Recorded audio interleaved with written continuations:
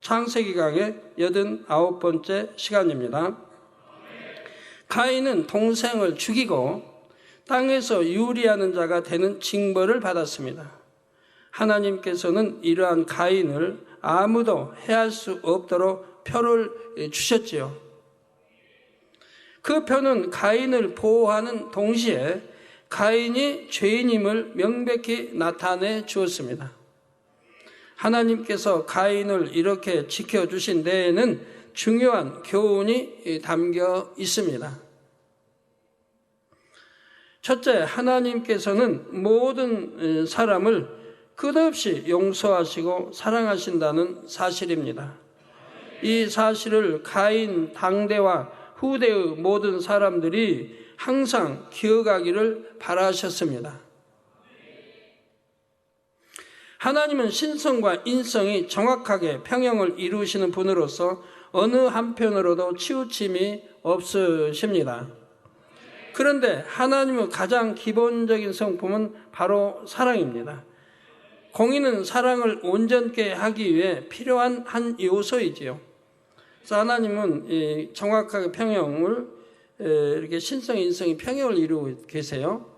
그런데요, 우리 주님은 신성이 강하십니다. 인성보다도 신성이 강하세요. 근데 성령께서는 인성이 강하고 신성이 보다 인성이 강하십니다. 그러니까 결국은 하나님은 평행을 이루고 계신 거예요. 좌우 이렇게 평행을. 그래서 인성, 신성이 평행을 이루고 계신 거예요. 따라서 하나님께서 심판을 행하실 때도 책망하시거나 지적을 하실 때에도 그 근간에는 항상 사랑이 있다는 사실입니다. 이러한 하나님의 사랑은 예수님을 십자가에 내어주셨을 때 절정에 달했습니다.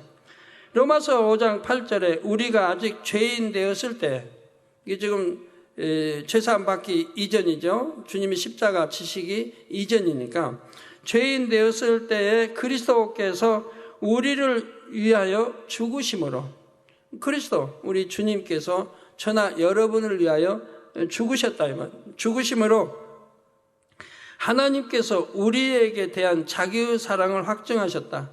즉 하나님은 사랑이시라 말로만이 아닙니다. 실제 사랑하심을 나타내 주었습니다. 자기 아들 독생자 아들을 이렇게 화목제물로 드리면서까지 우리 죄인들을 위해서, 저와 여러분을 위해서 화목제물로 드리면서까지 나는 너희를 이렇게 사랑한다고 확증해 주셨다 이 말입니다. 사랑한다면 확증이 있어야죠. 우리 죄종들이 하나님 사랑한다면 열매 낼 거고 부흥시킬 거고, 목자 사랑한다면 순종할 거고, 그래서 뭔가 열매를 내야 할 거 아니에요. 사랑한다는 증표가 있어야 할 거 아니에요. 말로만이 사랑이 아니고 사랑한다면 순종하는, 그래도 최소한 순종이라도 해야겠죠. 사랑한다는 어떤 증표가 있어야죠. 제가 수년 전부터 그렇게 사랑에게 순종하는 사람 찾는다고, 그 순종하는 사람 열심히 찾았는데 발견되면 바로 제가 그만큼 대우를 해 줬습니다. 앞으로 이제 쓰기 위한 다 이렇게 하고, 말로만이 아니라 실제 정말 사랑한다는 고백이 참일 때 저도 거기에 대해서 하나님 앞에 귀 쓰임받도록 역사해 줬죠. 말로만 사랑한다고 하는 거는 그 증표도 없고 아무것도 없는데, 오늘 이 말씀 듣고 많이들 깨달아 보시기 바라요. 이뿐만 아니라 아버지 하나님께서는 우리 예수님을 통해서 수많은 사랑의 메시지를 전해 주셨습니다. 형제가 내게 죄를 범하면 70번에 7번까지라도 용서하라. 내 원수가 줄이거든 먹이고 목마르거든 마시우라. 내 원수가 줄이거든 먹이라. 여러분, 원수도 아닌데 감정 품고 마음에 서운함 갖고 온갖 것 참 하는 분들, 우리 하나님은 원수래도 원수가 줄이거든 먹이라. 꼭 목마르거든 마시우라. 너희 원수를 사랑하며 너희를 미워하는 자를 선대하라.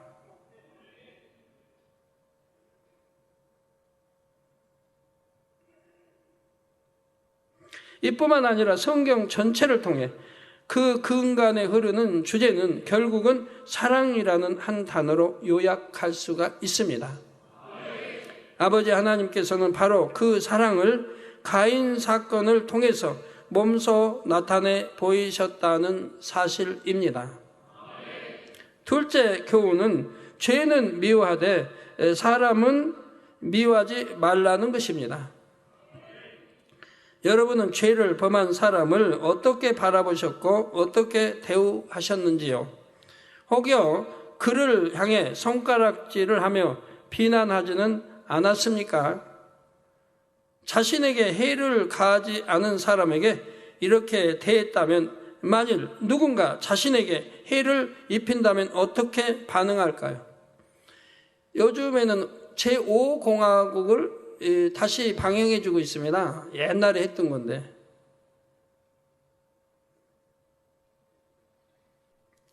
저도 틈틈이 이제 이렇게 시간 내서 식사 시간 맞춰서 이렇게 보면서 하루에 3차례 방영하니까 똑같은 거를. 그러니까 내가 꼭 이거는 봐야 되겠다 해서 보게 되는데요. 그래도 다는 못 봐요. 놓칠 때가 많아요. 시간이 없어서. 보면서 참 진짜 웃기는 거예요. 거기 나온 주인공들이. 자기가 온갖 악을 행하고 이유도 없이 그냥 자기가 머리 되려고 대통령 아들 머리 되려고 그냥 사람 명령 내려서 죽이고 폭행 온갖 거 다 하면서 그냥 온갖 욕은 또 다 해요. 이 못된 나쁜 사람.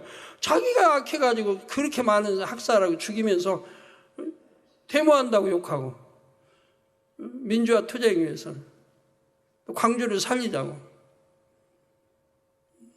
군대 총칼 앞에 이렇게 무자비하게 살상당하고 죽임당하고 해서 광주를 구하자고 데모하는 그 사람들에게만 욕질 때 자기가 악해서 그런 명령 내리고 하는 거는. 근데 거기 나오는 사람들 보면 선한 사람은 안 나와요. 호화병 뭐 쭉쭉 나오는데 그 사람도 우리에게 등록된 사람들이죠 아마? 등록했나요? 아니면 저는 등록한 기억이 나는데 그분들도 우리에게는 유명인사가 등록하도 많이 해가지고 영화배우들도 그러고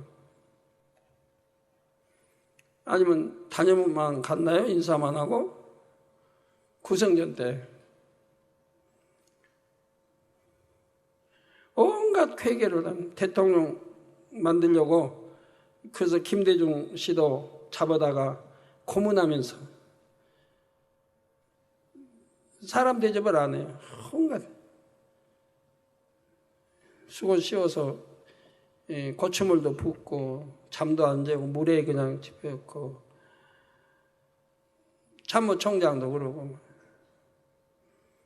그리고도 그 다음에 또 대통령 됐지 않습니까?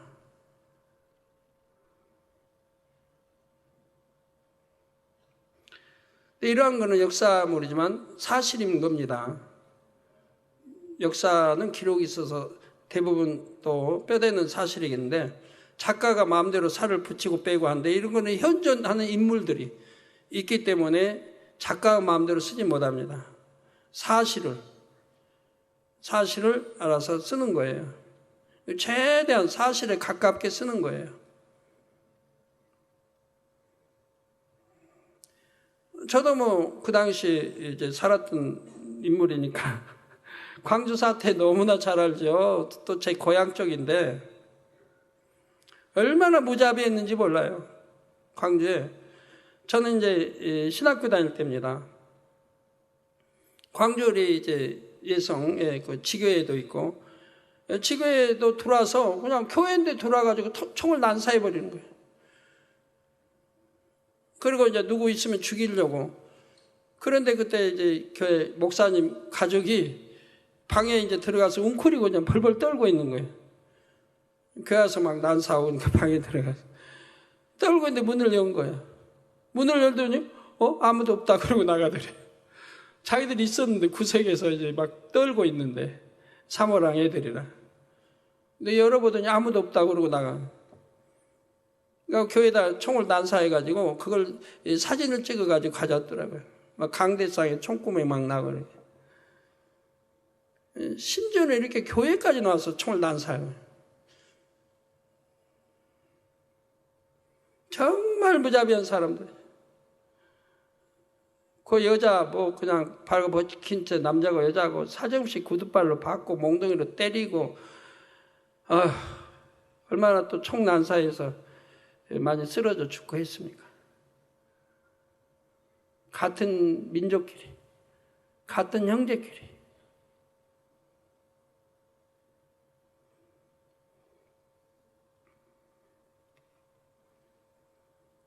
그러나 우리 참 나라 국민들이 너그러운가 봐요.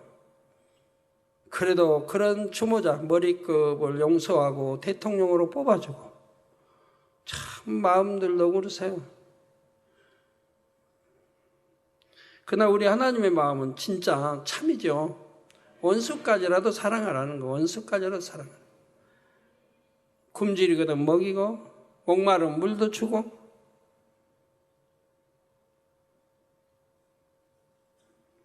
내게 해를 입힌다 해도 그래도 그렇게 해주라는 겁니다. 야고보서 4장 11절에서 12절에 형제들아 피차에 비방하지 말라. 형제를 비방하는 자나 형제를 판단하는 자는 곧 율법을 비방하고 율법을 판단하는 것이라. 우리 몇 년 전만 해도 얼마나 서로 시기 질투하고 판단하고 비방했습니까? 그런데 지금은 안 그러죠? 성도님들 이제 아니죠? 비방하고 판단하고 정죄하는 분들은 우리 성도님들은 극히 드뭅니다. 듣는 데서는 하지도 않을 거고요. 집에서나 이제 잘 교회 안 다니는 믿음의 1단계에 있는 남편 신앙할지 몰라도 여러분들이 이제 그런 비진리의 말들은 싹 사라졌습니다. 우리 교회는. 그래서 누구 판단하고 정죄하고 비방하고 수군거리는 것은 근 없다시피 하겠죠. 판단하는 그 율법을 비방하고 율법을 판단하는 것이라. 내가 만일 율법을 판단하면 율법의 준행자가 아니요 재판자로다. 입법자와 재판자는 오직 하나이시니 능히 구원하기도 하시며 멸하기도 하시느니라. 너는 누구간데 이웃을 판단하느냐 있습니다. 이게 판단할 자격이 없다 이 말이에요. 우리는 판단은 오직 한 분만 한다 이 말이에요. 즉 만군의 하나님만 판단하시는 거지. 우리는 판단도 할 수 없고 정죄할 수 없는 거예요. 그러니 누구 수군거릴 자격도 없는 거고요. 다 악이지 않습니까? 그 수군거리는데 그게 맞아요? 맞는 것 혹이 있을지 몰라도 대부분 나무 말 듣고 수군거리고 보지 않고도 본 것처럼 수군거리고 얼마나 맞지 않는 거예요. 제5공화국이 그러잖아요. 제5공화국이. 최근의 역사 아닙니까? 우리가 개척하기 바로 한 2, 3년 전의 역사입니다. 개척하기 2, 3년 전의 역사예요.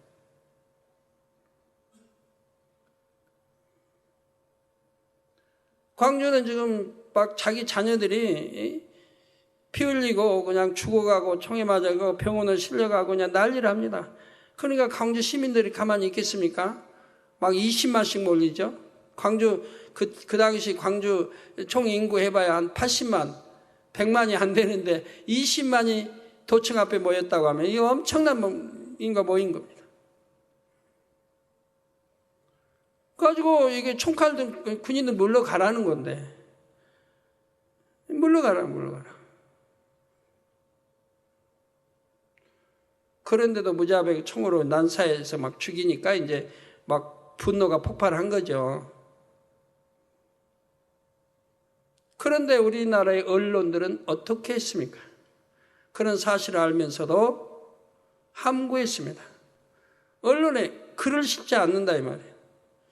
광주 사태를 모르고 있는 거예요. 전 국민이 모르고 있는, 광주 시민과 주변만 아는 거지 그렇게 막 죽어가고 해도 모르는 거예요. 군인들 와서 막 총칼을 그렇게 해도 모르는 거예요. 공수부대에 들어와서. 언론이 일체 통제돼서 언론들 못 내게 하니까. 한 줄도 쓰지 못하게 하니까. 그러니까 그런 사실들이 미국 측에서 자꾸 흘리니까 한 소문이 나고 알려지게 되죠. 알려지게 되니까 또 정부에서는 또 뭐라고 합니까? 그 비류, 아주 나쁜 폭력, 아니면 뭐 간첩, 아니면 사상이 나쁜 불온한 자들이 선동해서 이렇게 일어난다. 그러니까 제압해야 된다. 그러고 또 신문에 그렇게 나니까 그걸 또 믿어주는 거예요. 가지고 그 당시 광주를 통정하지 않았어요. 이 사상이 불온한 또 이북에 이렇게 지시를 받고 이렇게 해가지고 그런 폭동을 일으킨다고 대부분 국민이 알았다 이 말이에요. 그래가지고 비난만 하고, 모르는 사람들 대부분 모르니까 막 광주 비난하고 막 이러는 거죠.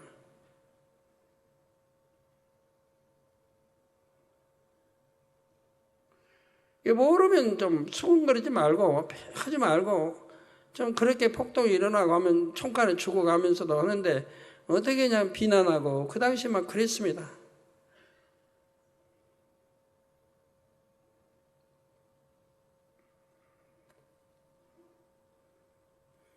저도 서울에 사니까 잘 모르죠. 근데 고향에 가면 고향에서도 들으니까 모두 그런 사실들이 사실이라 이 말이에요. 막 죽어나가고 막 수백 명씩 죽고 막 잡혔다면 학생들 무자백에 구타당하고 여자도 막 그 당시 막 여자도 막 벗겨가지고 막 구두발로 짓이겨버리고 칼로 막 저겨버리고 그런 거를 광주에서는 이미 프린트해가지고 배부하는 거예요. 몰래 아주 그런 것도 보게 되고 하는 거예요. 언론에서는 통제가 안 나오니까 얼마나 참 비참한지. 그리고 전국 대부분이 그냥 광주 비난하고 그냥 하는데 광주인들은 비난받을 일이 없고 전부 사실이니까 그러니까 억울하게 당하고 있고 근데 모르면서 판단하고 정죄하고 하는 거죠. 나는 그러게 폭동이 일어났더란 반드시 이유가 있을 터인데 언론 거짓말 보도하는 언론만 믿는다 이 말이에요. 그 당시도 언론은 그렇게 거짓말만 했다 이 말이에요. 그래서 저는 언론을 안 믿어요. 그래서 이미 그런 걸 옛날부터 봤기 때문에 너무 거짓말 보도하는 거 너무 많이 익히 봤기 때문에 안 믿는 거예요. 저는 그대로도 지켜보니까 역시 거짓말만 하더라고요. 죄송합니다. 다 그런 거 아니에요. 그 당시는 이제 총칼 앞에 그렇게 거짓말을 했다 하고 아무도 변명 못하죠. 사실이니까 그때는. 근데 그러지 않고라도 오늘날이라도 정직하게 좀 보도했으면 좋겠는데 또 약자편 들어주면 좋겠는데 그러지 아니한 거를 저도 많이 겪었고 우리 교회도 당한 일이기 때문에 알지 않습니까? 입법자와 재판자는 오직 하나이시니 능히 구원하기도 하시며 멸하기도 하시느니라. 너는 누구가 네 이웃을 판단하느냐? 그래서 우리는 판단할 자격이 없다 이 말입니다. 왜? 하나님만이 하신다 이 말이에요. 성경 어디를 보아도 형제의 죄를 지적하고 판단 정죄해도 된다는 말씀은 없지요. 판단 정죄하는 권한은 오직 하나님께 있습니다.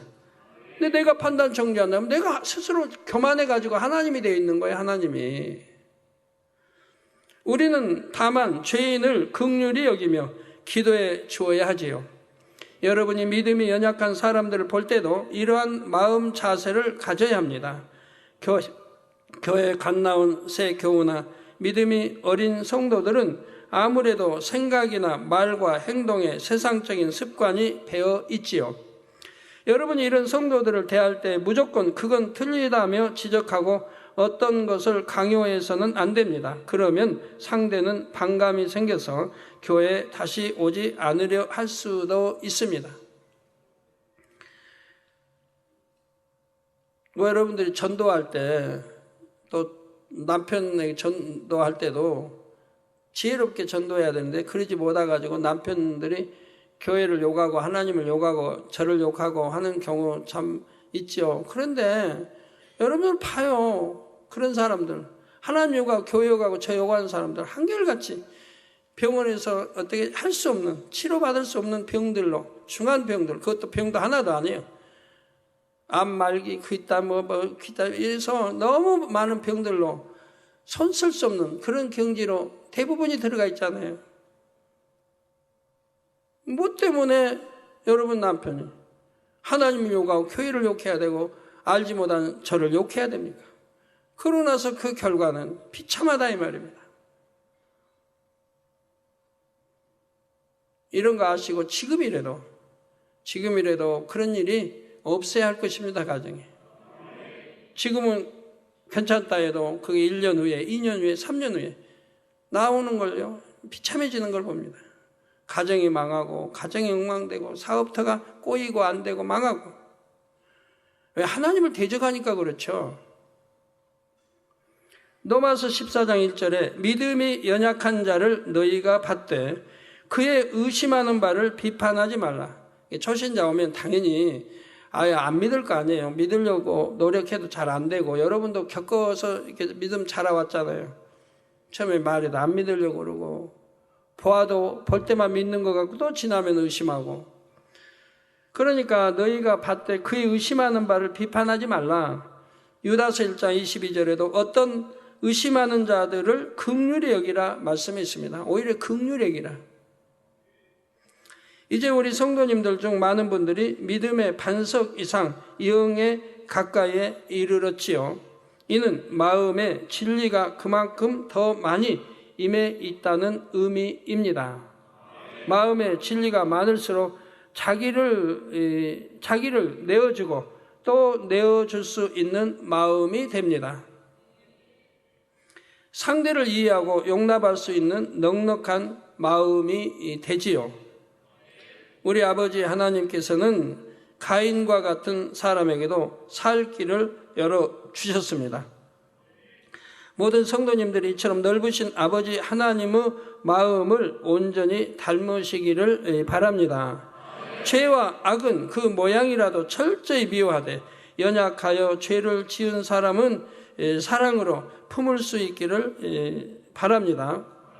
그래서 죄악이 관영한 이 마지막 때 영적인 사랑의 능력으로서 많은 영혼을 구원으로 인도할 수 있기를 주님의 이름으로 부탁드립니다.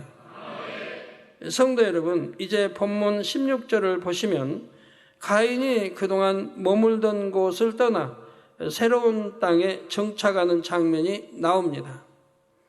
가인이 여호와의 앞을 떠나 나가 에덴 동편 롯 땅에 거하였더니 있습니다. 가인은 이전까지 아담과 하와와 함께 살았지요. 아담과 하와가 에덴 동산에서 이 땅으로 쫓겨나와 정착한 곳은 지금 이스라엘이 있는 땅이었고요. 아담과 하와는 이 땅에 내려와서 자녀를 많이 낳았는데 가인과 아벨 외에는 모두 분가시켰습니다. 따라서 가인은 그때까지 부모와 함께 지금의 이스라엘 땅에 살았던 것입니다. 그러나 이제 징벌을 받아 그 땅을 떠나야 했습니다. 이에 대해 본문에서 가인이 여호와 앞을 떠나갔다고 했습니다. 이는 이제 그가 하나님의 은혜와 보호에서 떠났다는 의미입니다. 하나님께서는 아담이 비록 범죄하여 이 땅으로 쫓겨났을지라도 아담을 계속 주목하셨습니다. 아담이 정착한 지역에서 영의 통로를 거두지 않으시고 사랑 가운데 교통을 이루셨지요. 마치 출애굽할 때 애굽에서 고센 땅을 구별하심 같이 아담이 정착한 그 지역에 특별한 관심을 가지셨습니다. 그렇다 하여 당시 다른 지역이 오염됐거나 어떤 재해가 있었다는 의미는 아닙니다. 이스라엘 땅에 대한 하나님의 관심과 사랑이 다른 지역에 비해서 매우 컸다는 뜻입니다. 한마디로 그 땅에는 하나님의 은혜와 은총이 임해 있었지요. 만일 여러분이 자녀나 사랑하는 사람이 해외에 나가 있다면 아무래도 그 지역에 마음이 가지 않겠습니까? 여러분 자녀가 있는 곳에 뭐 지진이 났다, 뭐 산불이 났다 하면 얼마나 염려, 근심을 해야 돼요. 관심이 가게 되죠. 안 볼 뉴스도 보게 되고. 혹 그 나라에서 큰 사고 소식이나 재해 소식이 들리면 귀가 번쩍 뜨일 것입니다. 내 자녀가 있는 지역은 안전한지, 사건 현장, 재해 현장에서는 얼마나 떨어졌는지 확인해 보겠지요. 이처럼 아버지 하나님께서는 이 땅에서 아담이 정착한 지역에 특별한 관심을 갖고 계셨습니다. 아담의 아들 가인은 그동안 그처럼 축복된 공간에 살았던 것입니다. 그런데 이제는 징벌을 받아 그 지역을 떠나야 했습니다. 이런 의미에서 가인이 여호와 앞을 떠나갔다고 표현한 것입니다. 가인이 새롭게 정착한 지역은 에덴 동편 놋 땅이었습니다. 에덴 동편 놋 땅. 여기서 놋이라는 지명에는 황무지, 불모지라는 뜻이 담겨 있습니다. 놋 땅, 황무지, 불모지. 가인은 저주받은 대로 밭갈아도 그 효력을 주지 않는 땅에 거하게 되었습니다. 그런데 여기서 이 놋 땅의 위치가 에덴 동편이라고 했습니다. 이스라엘도 갈릴리 주변 이렇게 여러분 성지순례 가시다 보면 우리 주님이 저주한 땅이 있죠. 거기 가보시면 집도 안 지어져 있고 아주 황폐해요.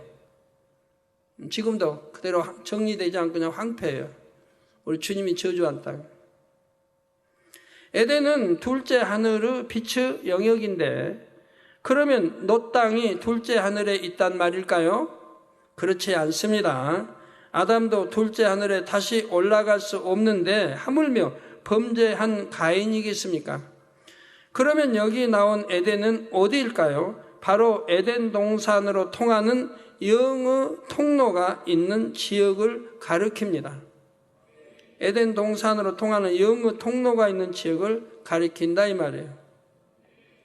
아담은 이 통로를 통해 이 땅에 내려왔으며 이후에 에덴 동산 후손들도 이 통로를 통해 아담을 보러 이 땅에 다녀가곤 했지요. 여러분이 금년 수련회 때 수련회 가시면 한번 유심히 한번 보세요. 작년에 잠자리가 수만 마리가 내려왔던 그 통로를 통해 또 잠자리가 내려오는 걸 여러분이 아마 보시게 될 겁니다. 그냥 여기저기 아무나 통로가 있는 건 아니에요. 영의 통로가 있대 이렇게 또 있는 데가 있기 때문에 그런 통로를 통해서 잠자리가 내려오는 걸 여러분들이 해년마다 보셨단 말이에요. 이게 금년도 유심히 한번 살펴보세요. 저 해 있는 데서 저 높은 하늘에서 지금 잠자리 내려오는 모습 아닙니까? 수만 마리가. 영에 공간이 있으니까 이렇게 공간을 타고 내려오더라 이 말. 그래가지고 이제 가까이 내려오니까 잠자리인 걸 알게 되고 그 전에는 잠자리인지 몰랐죠. 내려오게 되고 하나님이 보내주신 거라 무서워하지 않고 여러분은 손에 얼굴에 어디에 다 붙지 않습니까? 저 목사님은 21마리인가 2마리가 지금 붙어 있는 거예요. 저 목사님한테. 22마리? 예, 22마리나 붙어 있는 거예요. 많이도 붙어 있죠.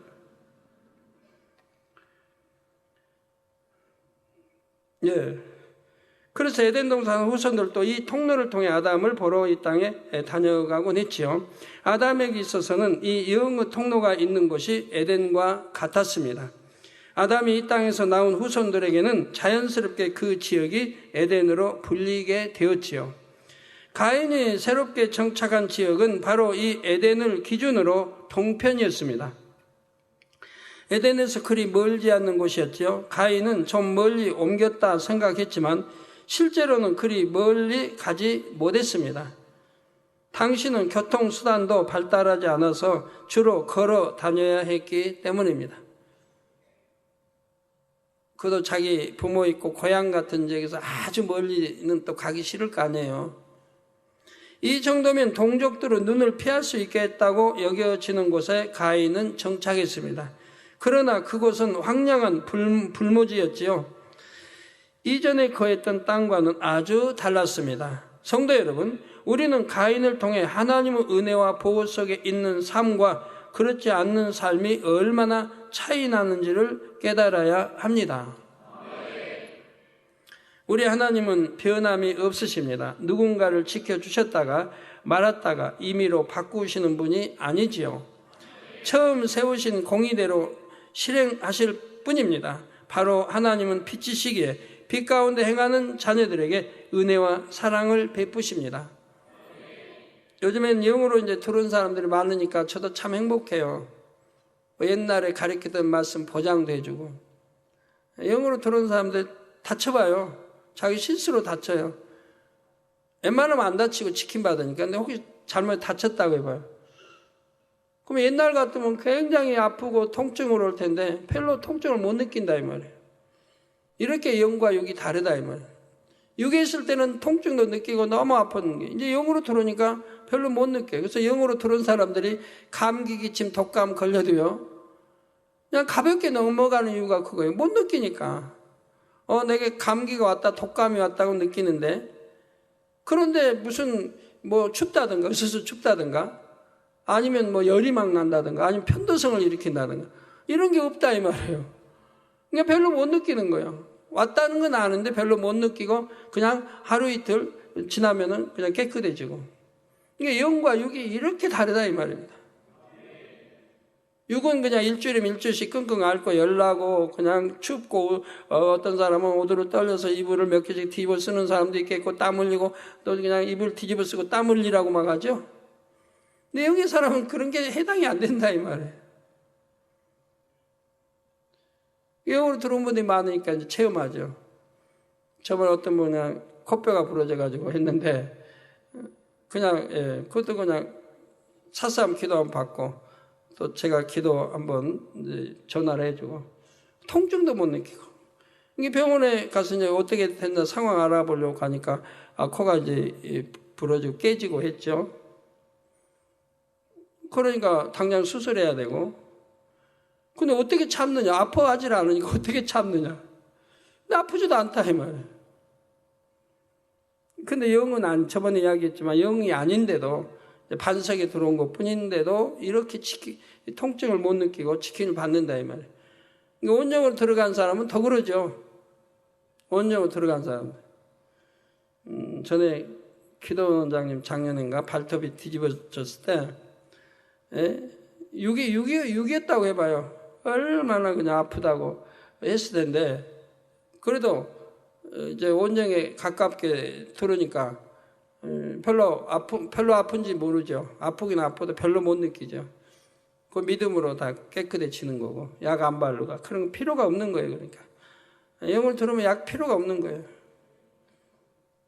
통증도 별로 못 느끼고 아주 심한 통증이야 그나마 느끼는 거지. 웬만한 거는 못 느끼고 그냥 넘어가요. 얼마나 좋아요 영이면.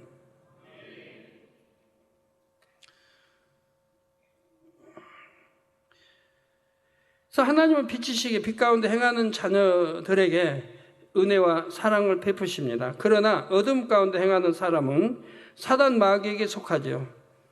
빛과 어둠이 공존할 수 없듯이 빛이신 하나님께서 어둠의 자녀를 보호할 수는 없습니다. 이 규칙은 태초로부터 지금까지 변함없이 적용되었고 영원히 그럴 것입니다. 우리 말씀팀도 그렇고 비서실도 그렇고 하여튼 영으로 지금 얼마 못 들어오니까 좀 낙심하는 걸 봤는데 낙심할 거 하나도 없고 내가 정말 하나님을 사랑하는지 보면 된다 이면 하나님 육은 정리하라고 했는데 육을 내가 얼마나 사랑하고 어떤 문제가 있을 때 육의 가족에게는 얼마나 염려를 했고 정말 더 큰 염려를 해줘야 할 목자나 하나님 사람들은 얼마나 내가 애를 타고 염려했는지 비교해보면 아는 거 아니에요. 내가 하나님을 성도를 더 사랑했는지 아니면 내 육의 가족을 더 사랑했는지 더 염려했는지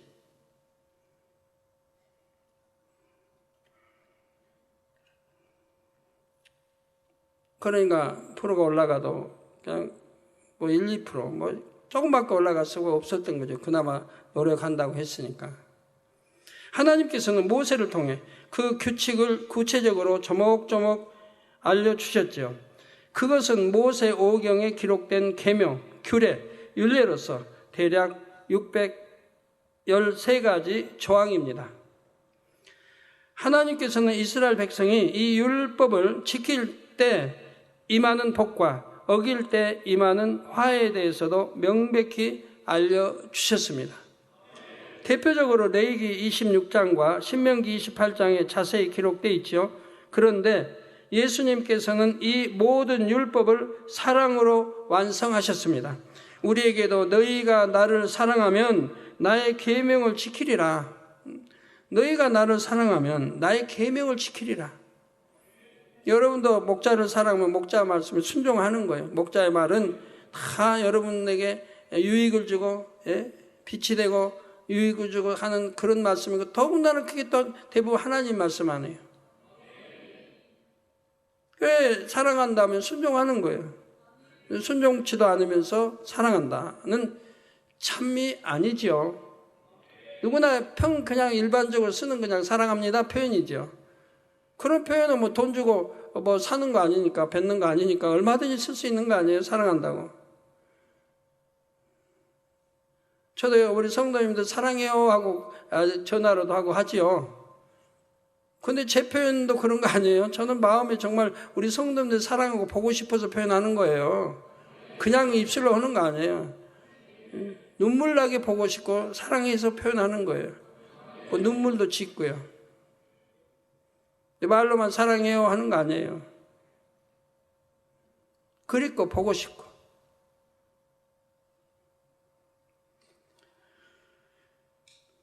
너희가 나를 사랑하면 나의 계명을 지키리라. 요한복음 14장 15절에 말씀 주셨지요.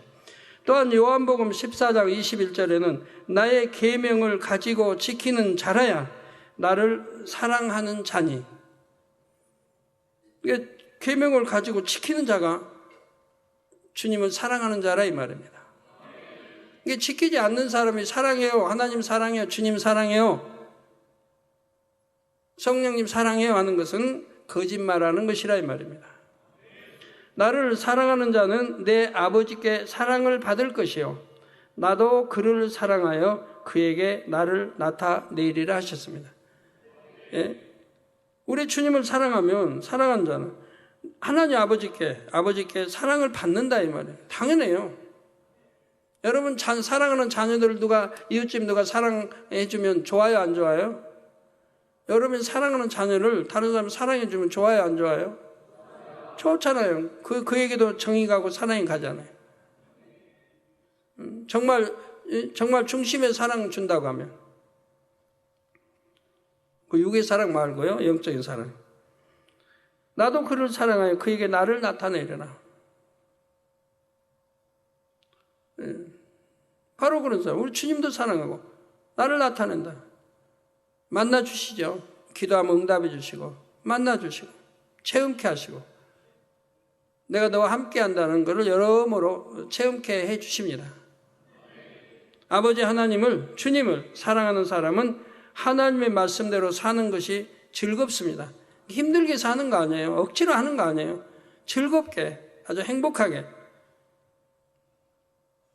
요즘 삼국지 있는 사람들이 고백이 그겁니다.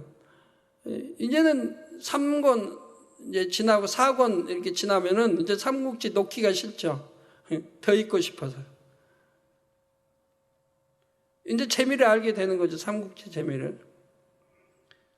그것도 못 느낀다면 그분은 아예 독서하고는 담을 쌓는 사람이고, 대부분이 삼국지 너무 재밌다고 아마 할 겁니다. 4권을 넘어서면 5권 더 재밌죠. 6권 더 재밌죠. 7권 8권 더 재밌죠. 궁금한데 계속. 이제 관우 죽을 때 아유 얼마나 안타깝고 애 같아요. 어떻게 죽는지 어떻게 죽을지 살지 모르니까 읽을 수밖에 없잖아요. 아주 재밌죠. 이렇게 재밌게 읽어야 쏙쏙 들어오죠. 기억이 되고. 재미없게 읽으면 이름도 기억도 안 되고, 읽고 나서 내가 뭘 읽었는지 기억도 안 되고, 재밌게 읽으면 기억도 되면서 그 의미와 뜻을 알게 되죠. 그냥 읽는 게 아니고 재미있어도 재밌게 읽으면서도 그 의미와 뜻을 여러분이 아시고 읽어야 된다면 왜 읽으라고 삼국지를 했는지를. 그러면 더 재미가 있어진다면 더 재미가. 그러면 그 다음에는 한 번은 끝나는 게 다음에 또 읽게 되고. 왜요? 이제 영적인 의미를 찾기 위해서 거기에서 나의 악을 바라고 죄성을 찾고 그래서 뽑아내 버리고 하나하나 하기 위해서 이제 정독에서 읽을 때도 오죠. 예, 바로 하나님을 사랑하면 하나님 말씀대로 사는 것이 즐거운 거예요. 행복하고요. 억지로 사는 거 아니에요. 교회 억지로, 기도도 억지로. 그거는 하나님 사랑한다는 증거가 없잖아요. 사랑 안 하니까 그러지. 믿는다? 그것도 아니죠. 근데 내 가족이 낫기를 원하고, 내 몸이 낫기를 원하고, 축복받기를 원하고, 하나님 사랑도 안 하면서. 사랑하려고 하는 거지 아직은 사랑의 단계는 아니잖아요. 하나님 말씀을 들어가면서 기도해 가면서 이제 사랑하려고 하지요. 그러면서 그대로 행해 나가면 차차 또 천국 가고 행해야 되니까 행해 나가면 차차 이제 믿음이 오고 또 사랑도 성장하게 되죠. 그러면서 나중에 열매 내는 사랑으로 바뀌게 되죠. 사랑한다는 고백이 참이 되는 이런 이제 될 때는 그때 비로소 하나님이 뭐냐, 네가 나를 사랑한다라고 말씀해 주시는 거죠. 응답이 오는 거죠, 그때부터는. 하나님의 뜻과 반대로 행할 때 힘이 들고 괴롭지요. 우리 아버지 하나님은 사랑 자체이시기에 진실로 하나님을 사랑하는 자녀들에게는 넘치는 사랑을 베풀어 주십니다. 생명싸개로 싸서 항상 보호해 주십니다. 생명을 잃을 수 있는 위험한 상황에서도 전혀 다치지 않게 지켜 주십니다. 예, 여러분 영회로 들어간 분도 웬만히 내가 실수해서는 안 다칩니다. 지켜주세요. 더 온영으로 들어간 분들은 웬만히 내가 실수해도요 정말 기적적으로 지켜줘요. 천사가 다 받들어주는 거죠. 저는 그런 삶을 살아왔습니다. 그러다가 이제 차원 적응 훈련 들어가면서 그때부터 하나님 지켜주지 않으시니까 막 손 골절이 오지 않나, 목에 막 성대 결절이 오지 않나, 온갖 게 다 오는 거예요. 지킴을 못 받으니까. 그래서 지킴 받았을 때와 지킴 받지 않았을 때 너무 행복의 차이가 다른 거예요. 지킴 받았을 때는 그냥 두려운 게 없어요. 해외 가도 그렇고 어디도 그렇고 두려운 게 없어요. 뭐냐고 완전히 지킴을 받으니까. 실수 안 해야 되겠지만 내가 그냥 시간이 바빠서 그냥 좀 실수들 해도 실수하고 나면 이 정도면 내가 굉장히 크게 다쳐야 되는데 그날 지킴 받아서 아무렇지도 않은 거예요. 그런 것을 너무 많이 체험했죠. 문턱에 그냥 틈에 손가락 들어가도 아무렇지도 않으니까 그냥 예사롭게 이제 습관이 돼서 들어가는데 이제 외면 이제 지킴 못 받고 적응훈련 들어가서부터는 육으로 돌아오니까 지킴을 못 받고 나니까 톡하면 다치는 거예요.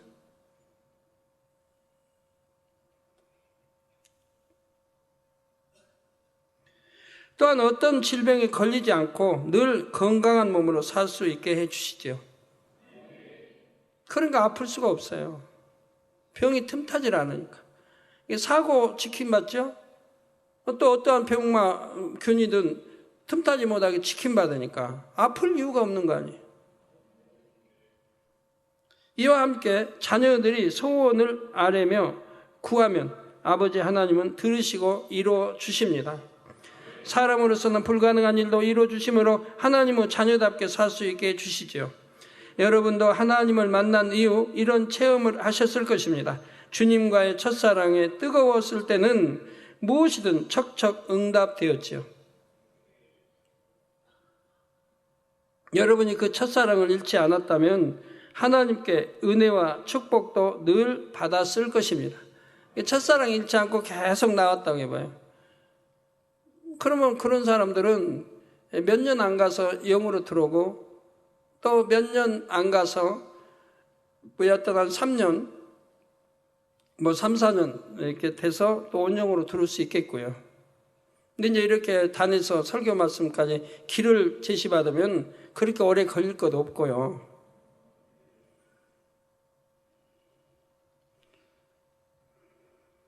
제 경험으로는 준명접하고 초신야 때 이렇게도 가르쳐준 사람 없지. 성령이 주관만 받아 나간데 3년에 영에 들어왔고 그 3년 이제 연단했으니 3년 말씀 준비하라. 이제 그런 말씀도.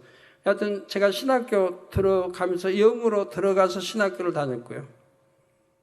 그리고 졸업하고 바로 개척하면서 온영으로 들어와서 개척하고. 그러니까 저는 개척 때 막 죽은 사람 살아났잖아요. 잉태. 기도하면 잉태하고 암, 말기 그냥 치료받고 백혈병 바로 치료받고 개척에서부터 바로바로. 연단계에서 죽어가는 4사람 그냥 기도하자 바로 살아나고 그런 역사가 이제 개척하고 얼마 후에 아버지가 너는 온영으로 들어와서 개척을 했다. 그래서 기사표적 권능이 그렇게 크게 나타나는 것이라고 말씀해 주셔서 그때 뒤돌아보니까 그렇구나. 난 내 믿음이 불같이 막 기도하고 해서 믿음이 좋아서 그런 줄 알았더니 이미 온영으로 들어가서 그런 모든 기사표적 권능을 행할 수 있는 그걸 이미 하나님으로부터 받았더라고요. 여러분도 마찬가지예요. 그럼 오래 더군다나 이렇게 가르쳐 주잖아요. 영은 어떻게 온영은. 그러니까 얼마 안 걸려도 들을 수 있는 거예요. 그렇게 몇 년씩 걸릴 거 없다 이 말이에요. 순종 잘하는 사람은 금방 들어오잖아요. 저기 송승철, 송지영, 김지혜. 그냥 무조건 순종하니까 금방 들어오잖아요. 만일 예전에는 응답을 척척 받았는데 지금은 그렇지 않다면 자신의 신앙을 돌아봐야 합니다. 내가 성령의 감동감과 충만을 입었을 때는 기도한 거 척척 응답받았는데 지금은 응답 못 받는다. 신앙이 떨어졌죠. 첫사랑을 잃어가고 있는 거죠. 초신자 때요. 믿음의 1단계, 2단계 때는 그런단 말이에요. 근데 이제 믿음의 3단계, 그 영으로 들어가면 이제 성령의 대부분 감동함을 입죠. 그리고 불같이 기도하면 성령의 감동감과 충만을 믿고요. 그럴 때는 기도하면 척척척 응답을 받는 거예요. 기도하면. 영으로 여러분 들어가시면, 영의 사람들 봐봐요. 들어가시면 항상 기뻐하라. 깨어 기도하라. 범사에 가면. 이 말씀이 이미 임해 있기 때문에 항상 기뻐하는 거예요. 기도하고 어떤 시험할란 문제 아니에요. 누가 내 오른밤을 때렸어도 웃을 수 있고 마음에 불편함이 없어요. 미운 감정도 없고 나쁜 감정이 없어요. 선하고 좋은 감정이지. 아까 지역장 지역장 회장이죠. 최종태 장로님 올라오는데 당회장님 저 이제 혈기 하나도 없어요. 감정도 없어요. 이제 감정도 없대요. 혈기도 없고. 감정 없어가지고 어떻게 사랑 표현할 거예요?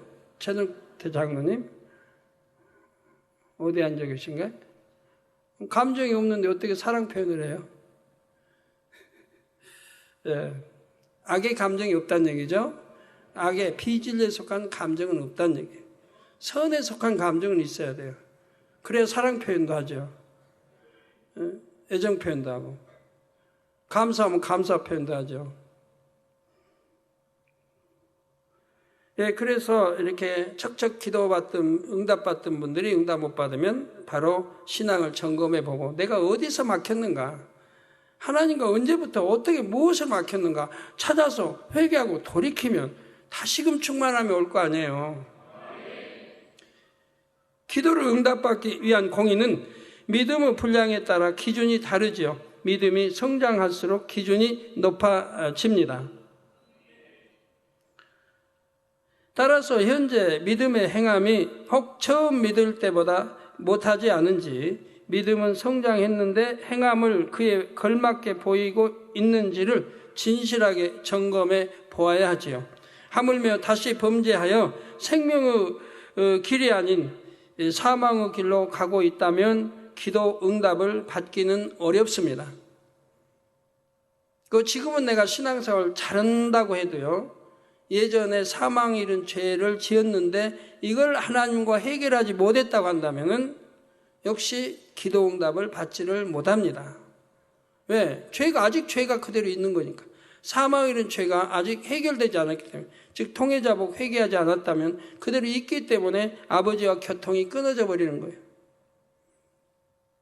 그래서 교회 부흥도 못할 것이고 가정에도 환란이 임할 것이고 원수마귀 사단이 역사할 것이고 병도 튼탈 것이고 자신에게는 기도를 해도 부르짖어 충만히 믿음과 사랑을 가지고 기도할 힘이 오질 않습니다. 기도하고 싶어도 못하는 거예요. 그런 기도를.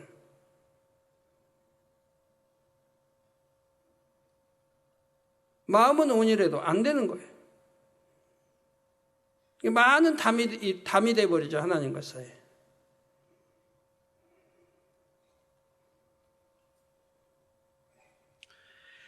아버지 하나님께서 정해놓으신 생명의 길, 축복의 길은 바뀌지 않습니다. 사람 편에서 마음이 변개하여 그 길에서 벗어날 때 하나님께 지킴받지 못하지요. 이게 자기 스스로가 벗어난 거지 하나님 편에서는 절대로 벗어나는 일이 없다 이 말이에요. 여러분 외면하는 일도 없고 자기 편에서 하나님을 외면한 거라 이 말이에요. 멀리한 거고. 여러분도 또 저하고의 관계 마찬가지예요. 자기 편에서 멀리한 거지 내 편에서 멀리한 건 없어요. 누구 미워하지도 않으니까 저는 아무리 죄를 지어도 어찌하면 용서해주고 용서받게 하고 구원받게 하려고 그런 마음만 뜨겁게 있는 거지 믿다든가 싫다든가 해본 일이 없으니까요. 1%도 없어요 그런 거. 자기 편에서 멀리하고 자기 편에서 거리를 두고 자기 편에서 마음이 서운하게 생각 자기 편에 판단하고 정죄하고 당연히 옛날에는 나를 사랑해 주셨는데 지금은 사랑을 딴 사람들은 사랑해 주고 나는 사랑 안 받는다. 자기 편에 생각하는 거 그렇게 판단하는 거죠. 그러니까 정죄까지 따르는 거예요. 그러니까 영으로 안 들어가고 온영으로 안 들어가면 모르는 거예요. 사람 그 깊은 선과 사랑을 모르기 때문에 자기 육의 신앙에서 육의 마음에서 이렇게 판단하고 정죄가 나오는 거예요. 전혀 그런 게 아닌데도. 얼마나 우스운 일이에요. 그래서 길에서 벗어날 때 하나님께 지킴받지 못하지. 이 사실을 깨달아 언제나 하나님의 은혜가 있는 곳을 사모하시기 바랍니다. 하나님께서 일러주신 길로만 가시기 바랍니다. 그래서 제가 여러분들 말씀하잖아요. 될 수 있으면 영의 사람들 사귀라고. 영의 사람들 가까이 하고 영의 사람들 사귀라. 육의 사람이 육으로 사귀면 육을 낳는 거예요. 육은 육을 낳는 거고 영은 영을 낳는 거예요. 육의 사람 가까이 하면 육만 나요. 그래서 입술에 판단, 정죄, 생각, 마음 쓰는 게 육이라 이 말이에요. 그러니까 신앙의 발전이 오질 않아요. 어찌하면 영의 사람 가까이고 영의 사람 대화하고 영의 사람을 붙여주려고 해야 된다 이 말이에요. 그래야 그나마 영적으로 발전이 있는 거죠. 그래서 여러분의 삶에 하나님께서 여러분을 사랑하시는 증거가 늘 따르기를 주님의 이름으로 기원합니다. 말씀 상고하시면서 통성으로 다 같이 기도하시겠습니다. 할렐루야. 주님 은혜와 사랑에 감사드립니다. 오늘도 들은 말씀이 믿음이 되고 생명이 되게 도와주시기를 원합니다. 아버지 하나님, 우리 하나님은 항상 저희를 불꽃 같은 눈동자로 지켜주시고 사랑 안에 아버지 거할 수 있도록 품어주시고 주관하시고 인도해 주셨습니다. 그러나 우리가 세상을 바라보므로 세상을 짝함으로 세상을 사랑함으로 아버지 사랑의 품 안에서 스스로가 벗어났고 다른 길을 가게 되었습니다. 아버지 이러한 것들을 깨달아서 내가 언제 이런 아버지 첫사랑이 또 여러분 하나님 사랑받던 이런 사랑의 줄이 끊어졌는지를 발견하고 회개하고 돌이켜서 아버지 다시 주님 품 안으로 돌아올 수 있도록 은혜 주시기를 원합니다. 아버지 감사합니다. 우리 주 예수 그리스도의 이름으로 기도합니다. 아멘. 네, 환자에 기도하겠습니다. 아픈 곳에 손 얹어주시고 연약한 곳에 손 얹어주시고 마음에 손 놓고 기도 받으시겠습니다. 할렐루야. 아버지 하나님 이 시간은 친히 안수해 주옵소서. 머리에서 발끝까지 오장육부 뼈마디 신경 조직 세포 성령의 불로불로 대응받고 영육간에 강건함이 뭐라 빛이여 임하라. 아버지 또 시공간 초월하여 안수해 주시기 원합니다. 네팔의 이해천 목사 6월 30일 토요일 네팔 만민 선교센터 손수건 집회 축복해 주시기를 원합니다. 능력 주옵소서. 미국의 로버트 존슨 선교사, 콜로라도 지역의 큰 산불이 속히 진압되도록 역사해 주시기 원합니다. 아버지 시공간 초월하여 아버지 큰 비를 내려 주시는가, 콜로라 지역의 큰 산불이 속히 진압되도록